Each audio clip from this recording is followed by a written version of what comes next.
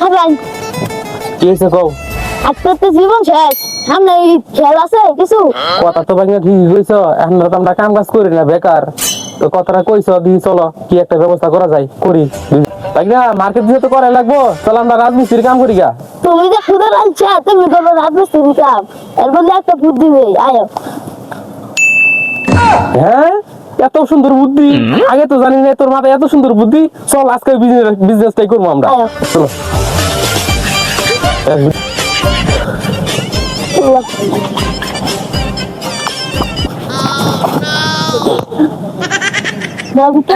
সম্মানিত এলাকাবাসী, আপনারা কেমন আছেন সবাই?